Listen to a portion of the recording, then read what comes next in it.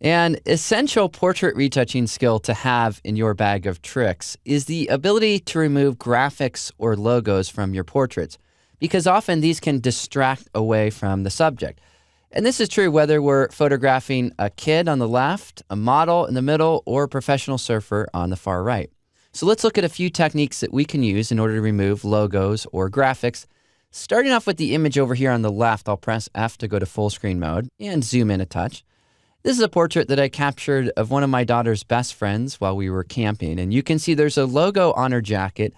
I want to remove that so I can create more of a timeless portrait. And a couple of ways that we can do that is with the patch tool or the clone stamp tool. Let's begin by taking a look at the patch tool. To work with the patch tool, often you want to duplicate your layer. So here I'll drag the background layer to the new layer icon, and I'll name this new layer patch. Next step is to select the patch tool over in the tools panel.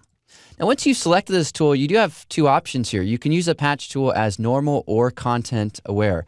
Content aware works really good where you have textures which sort of randomizes those or blends those in.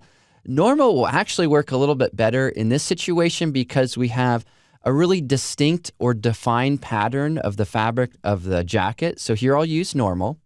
Then next, what you do is you simply click and drag to create a selection around the object that you want to remove. In this case, this little logo that we have here on the jacket.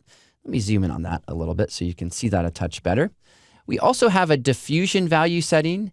Diffusion determines our edge detail, so I'm going to go ahead and lower that so I have a little more of a defined edge. Then you click and drag this to a good source area and let go, and what it does is it patches that on top of what was there. Here, if we go to select and deselect, you can see how it removed that logo really successfully, and that looks great. Now, another way we can do the same thing is with the clone stamp tool. So create a new layer, and I'll go ahead and name this one clone stamp. To work with the clone stamp tools we've seen, we can grab the clone stamp tool. Then next up in the options bar, we'll leave our opacity at 100, align, turn on, sample all layers. And here we'll just Option or Alt click above. That's Option click on a Mac, Alt click on Windows, and just click and paint over that. In this way, again, we have another way to remove the logo from that area of the image. Now, the question often comes up, well, which technique is best?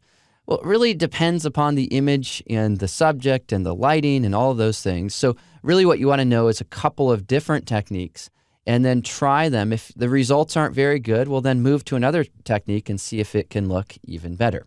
All right, well, that wraps up our look at how we can do this with this image. Let's move to the second image, and let's do that in the next movie.